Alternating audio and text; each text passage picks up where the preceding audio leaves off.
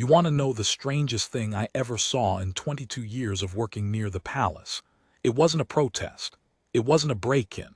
It was a grown man in a red tunic and a bearskin hat driving his bare fist through a plaster wall like it owed him money. And the reason he did it, he heard a child crying on the other side. A child nobody was supposed to be able to hear. I'll get to that. Let me slow down, because if I tell it too fast you won't believe me, and I need you to believe me. My name doesn't matter much. Call me Tom. Back then I worked maintenance for one of the outbuildings near a royal residence, not the big famous one you're picturing, but close enough that on a quiet morning you could hear the changing of the guard drifting over the walls like a marching band playing in another room. I fixed leaky pipes. I patched roofs. I knew every hallway and every crooked door in that old pile of stone, or at least I thought I did. That's the part that still bothers me. I thought I knew every wall. It was late October. I remember because the leaves were doing that thing where they go gold and rust all at once, and the wind kept lifting them off the ground and swirling them around your ankles like the whole courtyard was breathing. Cold morning. The kind where your breath hangs in the air a second too long before it disappears. I had my flask of tea in my tool bag, and I was heading in early to fix a radiator that had been clanking for a week. There were tourists already. There are always tourists. Even at 8 in the morning you'll get a cluster of them pressed up against the gates, phones out, waiting for the guards to do something. And the guards, bless them, they never do. That's the whole point, isn't it? They stand there like statues, still as stone. You could set off fireworks and they wouldn't blink. People find that fascinating and also, I think, a little unnerving, like watching a man decide on purpose to become furniture. That morning there was one guard on the near post I want to tell you about. I didn't know his name then. I found out later it was Callum. Young lad, maybe 26, 27, broad through the shoulders, face like it had been carved for the job, jaw set, eyes forward, that 1,000-yard stare they all learn. He'd been standing there since I arrived, and I remember thinking, poor devil, it's freezing, and he can't even rub his hands together. I nodded at him the way you nod at someone you see every day but never speak to. He didn't nod back, of course. They can't. But I like to think he clocked me. Maintenance blokes and guards were both furniture in a way. We're both the background of somebody else's photograph. So I went inside. The residence was quiet that morning. Most of it was anyway. There's a wing, I'll call it the East Wing to keep things simple, though that's not quite right, that had been under a slow, dragging renovation for months. Builders in and out. Dust sheets over everything. Half the room sealed off with those temporary partition walls they throw up, the ones made of stud and plasterboard, painted the same off-white as everything else so they blend in. From a distance you'd never know they weren't real walls. Up close you'd see the seams if you looked. Nobody looked. Why would they? It was a building site behind a curtain. I need you to hold on to that detail. The fake walls, the partitions, because that's where this whole thing turns. I got to the radiator, started working. It's boring work, radiators. You bleed them, you check the valve, you swear at them a bit. I had the little key in the bleed valve and I was letting the air hiss out when I heard something that made me stop. A voice, faint, coming from somewhere down the hall. Now, voices in a big old building aren't strange. Sound travels funny through stone. You hear pipes knocking, floorboards settling, the wind finding a gap somewhere and making a sound like someone humming. I'd been spooked by all of it over the years and I'd learned to ignore it. But this wasn't the building, this was a person, and more than that it was small, a small voice. I set the radiator key down and I stood there like an idiot, head cocked, holding my breath. For a second, nothing. Just the wind and the far-off scrape of a builder's boot somewhere. I told myself I'd imagined it. Then it came again. A child, crying. Not screaming, crying. That hiccuping, exhausted kind of cry a little one does when they've been at it a while and worn themselves down. The kind that breaks your heart because it's given up on being loud. It's just leaking out of them now. I felt my stomach drop. Because here's the thing. There were no children scheduled to be in that wing. There were no children in that part of the building at all as far as I knew. It was builders and dust sheets and me. And that cry wasn't coming from the corridor. It was coming from behind a wall. I moved toward it, slow, my boots too loud on the bare floor. I passed one of the partition walls, the fake ones, and the crying got clearer, and I put my hand flat against the plasterboard, and I swear I felt the faintest little thud on the other side. Like a small fist, or a small foot, something small hitting the wall from behind. "Hello," I said, my voice came out cracked. Is someone there?" The crying stopped for a second. Then a voice, so quiet I had to lean my ear right against the cold surface to catch it, said one word. "Out." That's all, just out. A tiny, wet, frightened little out. I want to tell you I stayed calm. I didn't. My hands were shaking. I knocked on the wall, called out that I was going to get help, told the child to keep talking to me so I'd know where they were. And I ran. I ran back down that corridor faster than a man my age has any business running, and I burst out into the courtyard, and the cold hit me like a slap, and there was Callum, still on his post, still as stone. I didn't even think about protocol. You're not supposed to speak to them. You're certainly not supposed to grab them. I know all that. In that moment I didn't care about any of it. "There's a child," I said, or gasped really. "In the east wing. Behind a wall, a kid crying, trapped." I heard it. I swear to God I heard it. And here's the moment I'll remember until the day I die. He broke. Not the man, the statue. The stillness. His eyes came off the horizon and landed on me, and there was something in them that wasn't part of the training. The training makes them blank. This wasn't blank. This was a man who had just been handed the worst possible sentence and had already decided what he was going to do about it.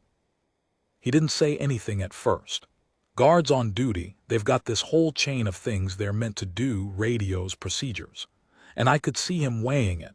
I could see the machine of it turning behind his eyes, protocol versus the crying child, seconds ticking, and I thought, he's not going to move. He can't move. He's been trained for 6 years not to move. Then he moved. He came off that post like the ground had caught fire under him. Later I'd learned there were words for what he did, disciplinary words, words like abandonment and breach. In the moment, it just looked like a man remembering he was a man. "Where?" he said, one word, same as the child. Funny that. "Follow me." We went. Him first now, faster than me, that great bearskin hat bobbing as he ran, his boots hammering the stone. Behind us I heard shouts, another guard, someone on a radio, the whole apparatus lurching awake because one of their own had just abandoned his post in front of 40 tourists' phones. I didn't look back. I couldn't afford to. I was leading a man to a wall. We got to the corridor. I pointed. There, behind that partition, I heard knocking. He didn't hesitate. He put his ear to it just for a second, and I watched his whole body change when he heard it, because it was still going. The crying, weaker now, and underneath it that soft, terrible little out, out, out, on repeat, like a prayer a child had made up because nobody had come. I'll tell you what happened next in a minute. I need to stop here because even now, telling it, my throat goes tight. He stepped back from that wall. He looked at it. And then he did something I have replayed in my head 10,000 times. He took off his hat. That bearskin, that famous, ridiculous, sacred hat that they'd sooner die than drop in the mud, he took it off and he set it down on the floor. Gentle. Like he was putting down something that mattered but mattered less than what he was about to do. And he rolled his shoulder back and he made a fist, and I understood, a half second before it happened, exactly what this man was going to do to that wall. But before I tell you that part, I have to back up. Because you're going to want to know how a child ended up sealed behind a false wall in a royal residence in the first place. And the answer to that is a story all on its own, and it's not a nice one. Let me tell you about the week before. The renovation had been going on since the spring. New wiring, new plumbing, the sort of deep bones work an old building needs every few decades, or it starts falling down around your ears. The firm doing it was reputable. Vetted. Everybody who came through those gates had been checked 6 ways from Sunday, because of course they had. You don't let just anyone wander around a place like that with a tool belt. But here's what I've learned in 22 years of trades. Vetting checks who a man is. It doesn't check who he becomes when things go wrong in his own life. And one of the builders, I'll not use his real name, I'll call him Rennick, had things going very wrong indeed. I knew Rennick a little, to nod to, he'd been on the job since summer. Quiet fellow, kept to himself, good with his hands, the kind you'd never look at twice. But over those last few weeks something had curdled in him. You could see it if you knew what to look for. He'd lost weight. His hands shook in the mornings. He snapped at the younger lads, and once I remember I found him standing in an empty room just staring at the wall. Not working, just staring. I asked if he was all right, and he looked at me like he'd forgotten how words worked and said, "Fine, I'm fine," and went back to it. Turned out Rennick was in debt. Deep, ugly, the wrong people debt. And someone had gotten to him with a proposal. I only pieced all this together later from what came out afterward, so bear with me while I fill the gaps. There was a child in the residence that week who shouldn't have been there long-term, but was a small guest, a very small guest, connected to the family, staying over during some domestic upheaval I won't pretend to fully understand. A little boy, bright as a button by all accounts, forever escaping his minders to go exploring. Everyone doted on him. Everyone also spent half their day chasing him down some corridor because he had a gift for slipping away. And here's the awful arithmetic of it. A distracted, precious, wandering child. A desperate man with access to every sealed-off room in a half-renovated wing. And people on the outside willing to pay a fortune to get their hands on someone that valuable. I don't think Rennick planned it well. I don't think Rennick planned it at all, really. I think he half-planned it, the way desperate people do, and then the child wandered into the wrong empty room at the wrong moment, and Rennick's half-plan collided with a real live opportunity, and he panicked and did something. What he did was this. He put the boy in a room in the sealed wing, a room behind one of those partition walls, and when the boy started to cry and bang on it, Rennick, and this is the part I can barely stand, Rennick sealed him in properly, screwed the panel tight, made the fake wall a real prison. He was going to come back that night after everyone had gone and move the child out through the works entrance that the security cameras didn't quite reach. That was the plan. Leave him quiet behind the plaster for a few hours. Nobody used that wing. Nobody would hear. Except somebody did hear. Me, fixing a radiator I wasn't even supposed to fix that day, because the original bloke had called in sick, and they'd sent me instead, and I'd come in early because I wanted to get home in time for my daughter's birthday. I think about that a lot, the thin little chain of accidents that put my ear against that wall.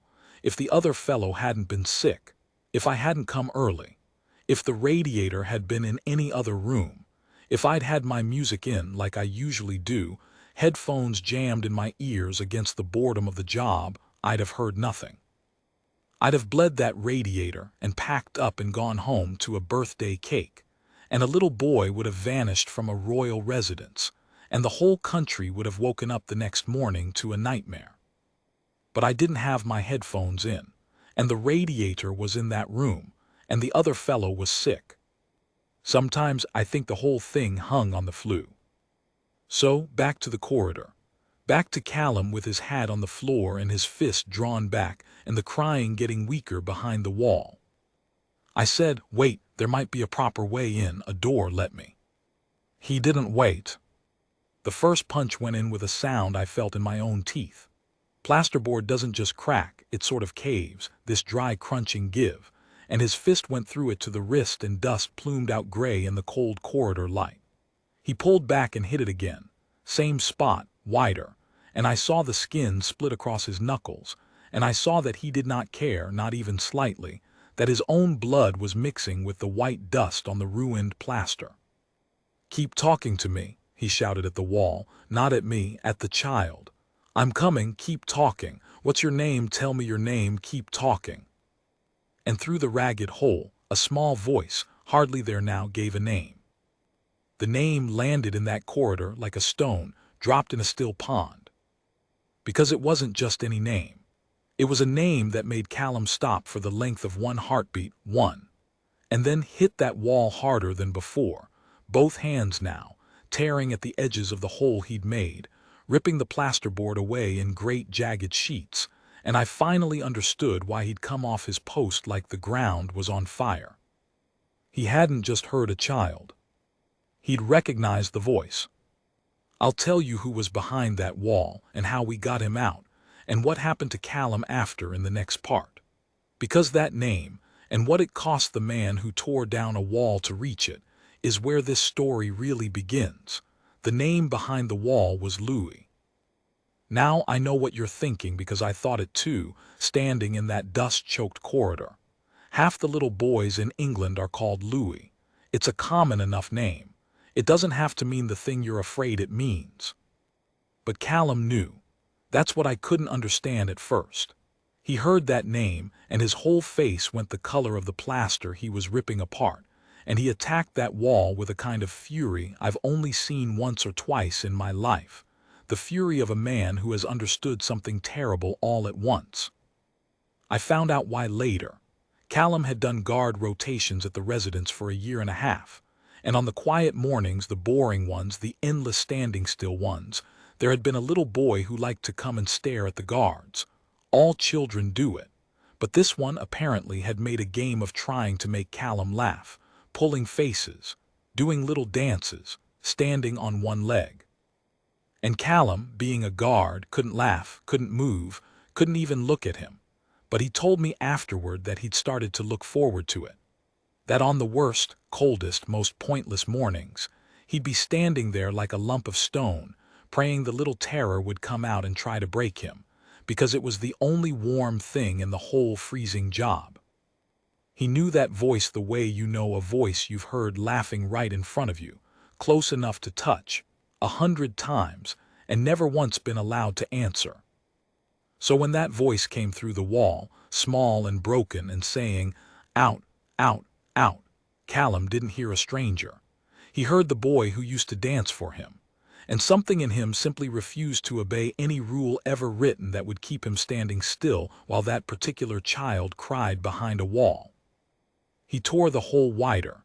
His hands were a mess by now, split across all 4 knuckles, blood running down into the cuffs of that spotless red tunic, and he wasn't slowing down. He was speeding up, because through the gap we could finally see movement. A little shape in the dark of the sealed room, small pale hands reaching toward the light. "I've got you," Callum kept saying. His voice had gone strange, thick, wet, nothing like the crisp military bark you'd expect. I've got you, nearly there, keep breathing for me, that's it." I got down on my knees beside him and started pulling too. The two of us, tearing plasterboard away with our bare hands, and the hole got big enough, finally, and Callum reached in through the jagged edge, cut his forearm doing it, didn't so much as flinch, and he got his hands under the boy's arms and he lifted him out through the wall. I will remember that image for the rest of my life. A royal guard, tunic torn and bloodied, bearskin hat forgotten on the floor, lifting a small crying boy out of a hole in a wall into the light. The child had dust in his hair and streaks down his face where the tears had cut clean tracks through the grime. And he was clinging to Callum's neck with everything he had, and Callum had folded right down around him. This big, broad man curled protectively over this tiny, frightened thing, and he was rocking just slightly and murmuring something I couldn't hear. And I stood back because it wasn't my moment, it was theirs. But the drama wasn't over, not by a long way. Because you don't come off your post at a royal residence. You don't abandon your station in front of 40 phones. You don't smash through a wall in a wing you have no business being in, without the entire security apparatus coming down on you like the roof falling in. By the time Callum lifted that boy out, the corridor behind us had filled with people. Armed response first, 2 of them, weapons up, shouting the sort of clipped instructions that make your blood freeze. They didn't know what they were walking into. All they knew was a guard had abandoned his post and run into a sealed wing, and there were reports of screaming, and for all they knew they were about to find a hostage situation, or worse, and here's a man in a torn uniform holding a child in a demolished wall. For one horrible moment I thought they were going to take Callum down. Guns pointed at a man cradling a crying child. I put my hands up, I shouted, "It's the boy, it's the boy, he was trapped, this man saved him." And I don't know if it was my shouting or the sight of that little face pressed into Callum's neck, but they held. They held. Then it all happened at once. More people flooding in. Someone in a suit with an earpiece. A woman, one of the boy's minders, I found out. The one who'd been frantically searching for over an hour, who'd already raised the alarm, who'd been told the child had simply wandered off and would turn up, and when she saw him, she made a sound I have never heard a human being make before or since. She crossed that corridor and Callum, gently, so gently, passed the boy into her arms, and she folded down onto the floor with him right there in the dust and the broken plaster, and she just held him and shook. And Callum, the man who'd made all of it happen, stepped back, straightened up, and went still again. Old habit, I suppose, hands at his sides, chin level, blood dripping quietly off his knuckles onto the floor, back to being a statue, because being a statue was the only thing he knew how to do when he didn't know what else to do. Nobody was looking at him. Everybody was looking at the boy. And I watched this young man stand there bleeding, having just done the bravest thing I'd ever seen a person do, completely alone in the middle of the crowd he'd saved. And I thought, somebody ought to say something to him. Somebody ought to tell him he did right. But that's not how these things go, is it? Not at first. Because the first thing that happens after a guard abandons his post is not a medal. It's an investigation. They took him away within the half hour. Not roughly, nobody was rough with him, but firmly. There were questions to be answered, protocols that had been shattered along with that wall, and the machinery of the place doesn't care that you're a hero. It cares that you left your station. That's a serious thing. In the old days, it was one of the most serious things a guard could do. Men had been broken for far less. I gave my statement. I told them everything I've just told you, the radiator, the crying, the out, the running, all of it. I told them the truth, which was that if Callum hadn't come off that post and torn down that wall with his bare hands, that boy would have been gone by nightfall, moved out through the works entrance, and there is no version of the next morning where that story ends anywhere but in national horror. They wrote it all down, nodded, thanked me. And still I could feel it, there was a question hanging over the whole thing that nobody would say out loud, which was, yes, but he abandoned his post. I want to talk about that for a minute, because it's the heart of the whole thing. The guards stand still for a reason. The stillness isn't for show, though it looks like show to the tourists. The stillness is discipline. It's the promise that no matter what happens, no matter who shouts at them, no matter what's dangled in front of them, no matter how cold or bored or provoked they are, they will hold. That holding is the whole point. It's what makes them trustworthy with the things they guard. A guard who breaks his post because he feels like it is worse than no guard at all. So you can see the problem. Everything about Callum's training, everything about the honor of the thing he did every day said, hold, do not move, radio it in, follow procedure, trust the system. And the system that morning was too slow. The system would have taken minutes it didn't have. The procedure would have gone up a chain, and by the time it came back down, Rennick might have already been moving the boy. Callum made a calculation in about 1 second that no training had prepared him for. He decided that the one thing his post existed to protect was on the other side of that wall, dying a little more with every minute, and that standing still to protect an idea while a child suffocated behind plaster was not honor. It was cowardice wearing honor's coat. He was right, but being right and being in breach of your duty are two different things, and for about a week it wasn't clear which one was going to win. Let me tell you what happened to Rennick, because you deserve to know. He ran. Of course he did. The moment the alarm went up and armed response started flooding the wing, he understood the game was over and he tried to slip out the way he'd planned to slip the boy out the works entrance. the camera blind spot. He nearly made it too. He got as far as the outer courtyard, and who was standing between him and the gate? Another guard. One of Callum's own, a man named, well, I'll call him Deke. Deke had been on the adjoining post. Deke had watched Callum come off his station, and unlike everyone else, Deke had not panicked or radioed or frozen. Deke had understood from the look on Callum's face that whatever was happening was real. And Deke had quietly repositioned himself, without orders, to cover the one exit he thought a fleeing man might use. I told you the stillness was discipline. Here's the other half of it. The discipline is so that when the moment comes, they move exactly right. Rennick came sprinting round the corner and ran straight into Deke, who did not shout, did not draw anything, simply stepped into his path and put him on the ground with the economy of movement that the tourists still there, still filming, God help us, apparently found genuinely frightening to watch. 1 second Rennick was running. The next he was face down on the cold stone with a guardsman's knee between his shoulder blades and a very calm voice telling him to stop moving. So in the space of about 10 minutes, 2 guards in 2 completely different ways did exactly what guards are for. One broke every rule to save the child. One followed every instinct to catch the man. And between them they turned what should have been the worst day in that residence's modern history into a day nobody outside the walls ever even heard about. That's the part that gets me, actually. It never made the news, not really. There was a small item weeks later about a security incident and an arrest, all very gray and bloodless. The public never knew a little boy spent an hour and a half sealed behind a fake wall. They never knew how close it came. They never knew about Callum's hands. I understand why. You don't broadcast that sort of near miss. But it means the man who deserved the whole country's thanks got it from an audience of about a dozen people in a dusty corridor, and most of them were too busy with the boy to notice him bleeding quietly in the corner. I went looking for him the days after. I wanted to know what had happened to the man who'd saved that child, and I had a bad feeling in my gut about it because I know how these things usually shake out.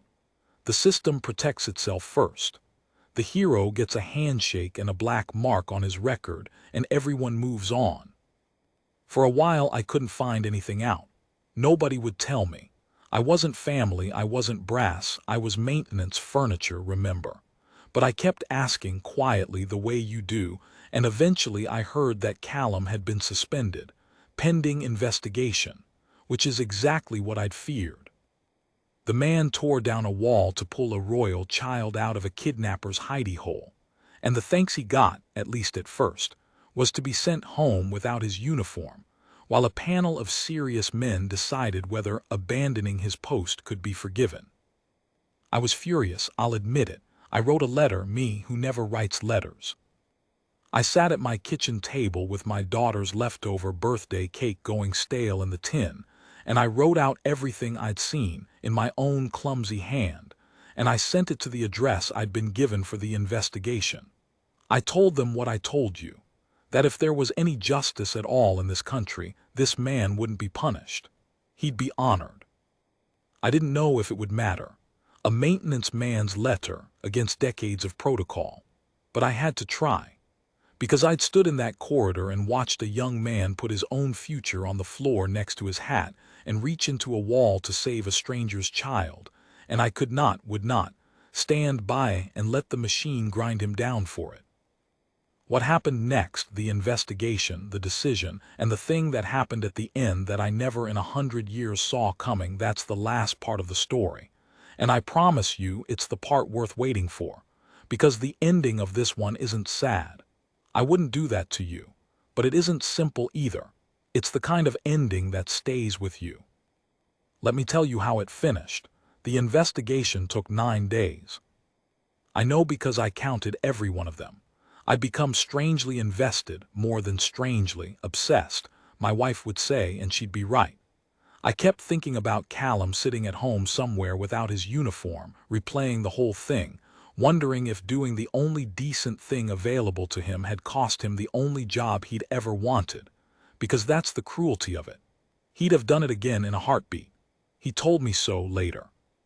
He said if they'd sealed that same boy behind that same wall 1,000 times, he'd have come off his post 1,000 times, and taken whatever punishment came 1,000 times, and never once thought about it differently. Which is exactly why you can't stay angry at the system for asking the question. But it's also exactly why the answer had to be the right one.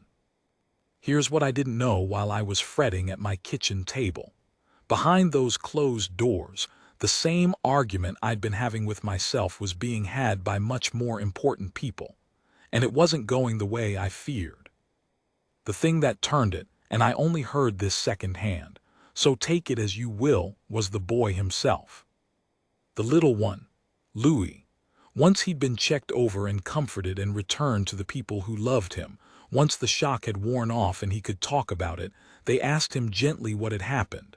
And this small child who'd spent an hour and a half sealed in the dark behind a wall didn't talk about the dark.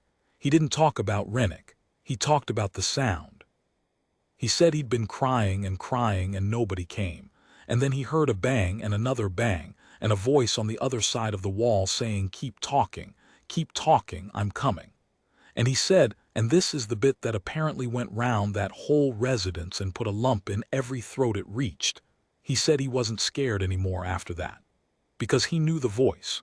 It was the guard who never laughed at his dances. And he'd always secretly believed that if he was ever really in trouble, that guard would come. And the guard came. Now you tell me what panel of serious men hears that and still writes breach of duty at the bottom of the page. They didn't. In the end, they didn't. The decision when it came was careful. It had to be.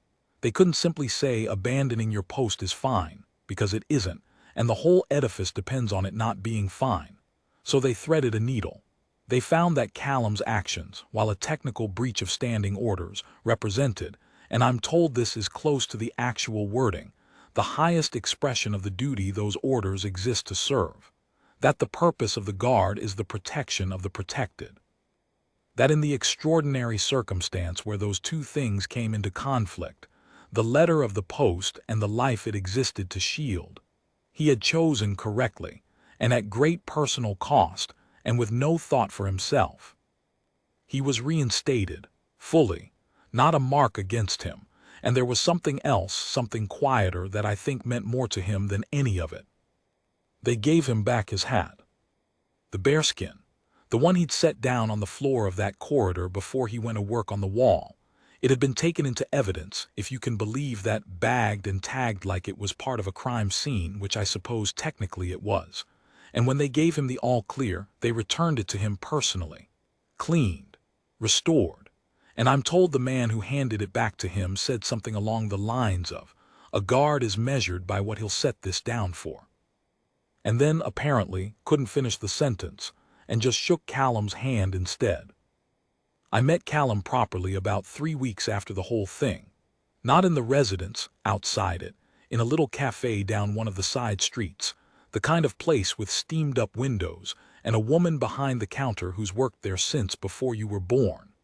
I'd sent word through channels that I wanted to shake the hand of the man I'd run to that morning, and to my surprise the word came back that he wanted to meet me too. He was smaller out of uniform. They always are. Just a young man in a jacket with careful hands. I noticed the hands first, the knuckles still marked, faint scars where the plaster had opened them up. He saw me looking and he sort of laughed and flexed them and said they were fine. Said it was the least sore he'd ever been about anything in his life. We talked for 2 hours. I told him about the radiator and the flue and the whole thin chain of accidents that had put my ear against that wall. He went quiet at that. He said he thought about that too, about how close it came, about the 1,000 ways it could have gone the other way. He said the thing that haunted him wasn't the wall or the guns or the investigation. It was the out. That tiny voice saying out, out, out to a wall over and over because it had nobody else to say it to. He said he'd hear that in his sleep for a long time. He said he hoped he would, actually. He said a man ought to be haunted by a thing like that. It keeps you honest about why you stand where you stand. I asked him the question I'd been carrying for weeks. I asked him how he decided. In that 1 second on the post, with all his training screaming at him to hold, how did he decide to move? And he thought about it for a good while, turned his tea round in its saucer, and then he said something I've never forgotten. He said, "I didn't decide anything. Deciding takes too long. I just remembered what the standing still was for." That stayed with me. The standing still was for something. All those cold mornings, all that discipline, all that furniture stillness the tourists photograph and giggle at and never understand, it was never the point. It was always in service of a point. The point was a child on the other side of a wall. And when the point finally came, the man who'd stood still for years knew, without deciding, that the stillness had permission to end. Rennick went to prison. A long time. I won't waste your attention on him. He doesn't deserve the space. He's a footnote. The people who'd been going to pay him vanished like smoke the moment it went wrong, the way they always do, and left him to face it alone, the way they always do. There's a lesson in that too, but it's an old one and you already know it. The boy's fine. More than fine from what I hear. Children are astonishing that way, far tougher than the adults who love them, who carry the fear long after the child has put it down. He went back to his life, back to his mischief, back to escaping his minders and running down corridors. And I'm told, I love this, I hope it's true, that he still comes out to watch the guards, still tries to make them laugh, still does his little dances in front of those stone-still men in their tall hats. And I'm told that when a certain guard is on the post, the boy always saves his best dances for him, stands right in front of him, pulls the silliest faces he's got, and the guard, of course, holds, stays still, doesn't laugh, doesn't move, doesn't so much as glance down. But the boy doesn't mind anymore, because he knows now, better than anyone alive, what that stillness is really for. I retired a couple of years after all this. My knees, mostly, and the fact that I'd stopped being able to hear the small sounds. I'd have to lean right in now to catch a voice through a wall, and I don't like to think about how that morning would have gone if I'd been 2 years older. Sometimes the timing of a whole life turns out to have been holding its breath for one particular October morning, and you don't find out until after. I still walk past that residence when I'm in town. I stand with the tourists at the gate for a minute or two, and I watch the guards do their stillness, and I listen to the visitors laugh and marvel and try to make them flinch. And I never say anything. What would I say? They wouldn't believe me. A grown man in a red tunic tore a wall apart with his bare hands because a child he loved was crying behind it, and then stood back and became a statue again, and let the whole world go on thinking he was only ever furniture. But I know, I was there. I put my ear to the plaster and heard the out. I ran across the cold courtyard. I knelt in the dust and pulled at the wall beside him, and I watched a man set down the proudest thing he owned so that his hands would be free to do the only thing that mattered. So here's the thing I want to leave you with. The next time you see one of those guards standing impossibly still, and you're tempted to wave your hand in front of his face or shout to see if he'll break, don't. Just look at him for a second and understand what you're really looking at. You're not looking at a man who can't move. You're looking at a man who's decided, on purpose, exactly what it would take to make him. And God help whatever's on the other side of the wall when that moment finally comes.